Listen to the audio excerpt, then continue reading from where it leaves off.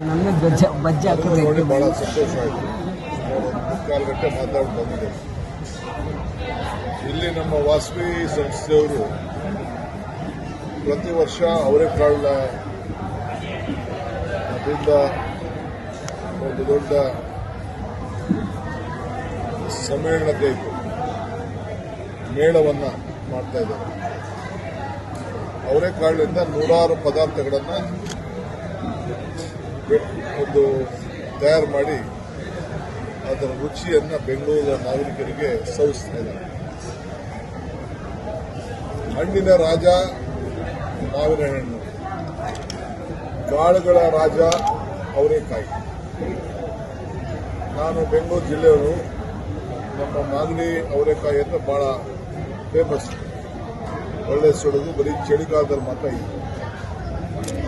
ಇವತ್ತು ಎಲ್ಲ ಕಾಲದಲ್ಲೂ ಕೂಡ ಅವರೆಕಾಯಿ ಸಿಗ್ತಾ ಇದೆ. ಈಗ ನಾನು ಬೆಳಗ್ಗೆ ಯೂನಿವರ್ಸಿಟಿ ಕ್ಯಾಂಪಸ್ ಅಲ್ಲಿ ನೋಡಿದೆ, ಕೋಲಾರದಿಂದ ಬಹಳ ಬಂದಿತ್ತು.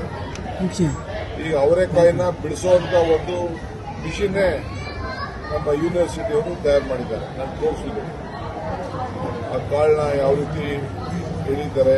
ಒಂದು ಕಾಳು ಒಂಚೂರು ಕೂಡ ತೊಂದರೆ ಆಗದೆ ರೀತಿಯಲ್ಲಿ ಅವರ ಮಿಷಿನು ಬಿಡಿಸ್ತಾ ಇದೆ.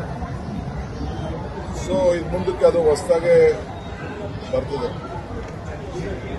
ಇವತ್ತೇನು ಈ ಸಂಸ್ಥೆಯವರು ಮಾಡ್ತಾ ಇದ್ದಾರೆ, ಸುಮಾರು 5-6 ಲಕ್ಷ ಜನ ಬಂದು ಇವತ್ತು ಬೆಂಗಳೂರು ನಗರದಲ್ಲಿ ಇದರಲ್ಲಿ ಬಂದು ನಾನು ನೋಡ್ತಾ ಇದ್ದೀನಿ.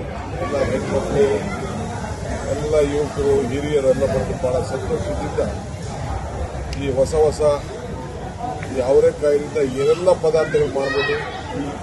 ಐಸ್ ಕ್ರೀಮಿಂದ ಹಿಡಿದು ಚಿತ್ರಾನ್ನ, ದೋಸೆ, ಸ್ಯಾಂಡ್ವಿಚ್ಚು, ಪಾನಿಪುರಿ. ನಾನು ಪಾನಿಪುರಿ ತಿಂದೆ, ಸ್ಯಾಂಡ್ವಿಚ್ ನೋಡಿದೆ, ಲಾಸ್ಟ್ ಟೈಮ್ ದೋಸೆ ತಿಂದಿದ್ದೆ, ಎಲ್ಲ ಕೂಡ ನೋಡಿದ್ದೆ.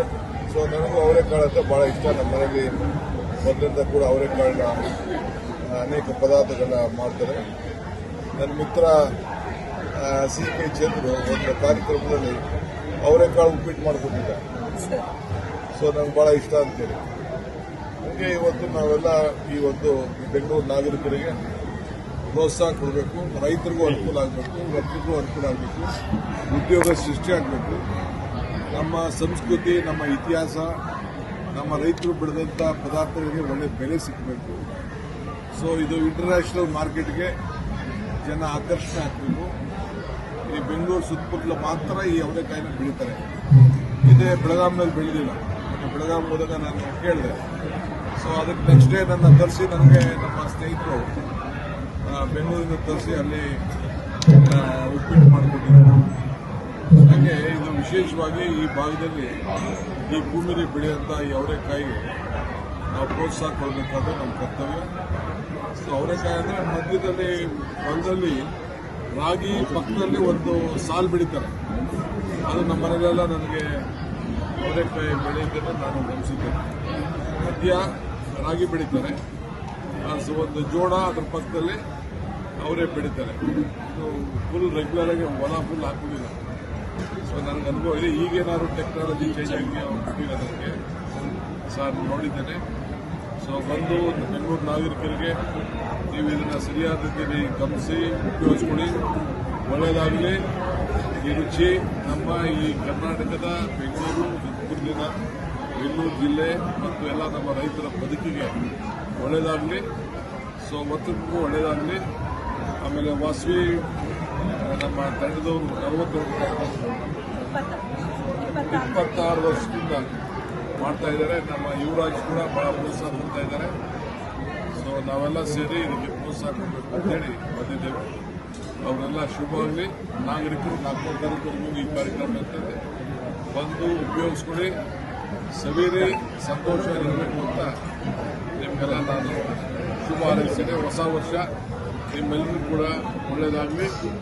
ಹೊಸ ವರ್ಷ 2026 ನಿಮ್ಮ ಬದುಕಿನಲ್ಲಿ ಇನ್ನೂ ಹೆಚ್ಚಿಗೆ ಶಕ್ತಿ ತುಂಬಿ ಸಂತೋಷ ಇರಬೇಕು ಅಂತೇಳಿ ನಾನು ಆಶಿಸ್ತಾ ಇದ್ದೇನೆ.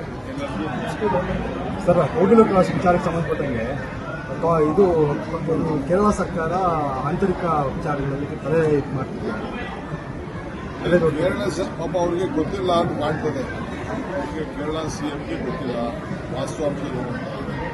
ಇದು ಕಸ ಹಾಕುವಂಥ ಜಾಗ, ಯಾರು ಕೇಳಲ್ಲ ಅಂದ್ಬಿಟ್ಟು ರಾತ್ರಿ ಮುಗಿಸಿಲ್ಲ. MP ಯಾರೋ ಬಂದಿದ್ದಾರಂತೆ ಸರ್, CPM MP ಯಾರೋ ಬಂದು ಎಲ್ಲ ಸ್ಪಾಟ್ಗೆ ನಾನು ಬರಲಿಲ್ಲ, ಯಾರು ಇಲ್ಲ, ನಮಗೆ ಮಾಹಿತಿ ಹೇಳಿಲ್ಲ. ನಾನು ಎಲ್ಲ ಮಾಹಿತಿ ಎಲ್ಲ ಪಡ್ಕೊಂಡಿದ್ದೇನೆ. ನಾವೆಲ್ಲ ಭೂಮಿನ ಕಬಳಿಸ್ಕೊಳ್ಳೋಕ್ಕೆ ಸರ್ಕಾರಿ ಕಸ ಹಾಕುವಂಥ ಜಾಗ ಭಾಳ ಡೇಂಜರಸ್ ಪ್ಲೇಸು.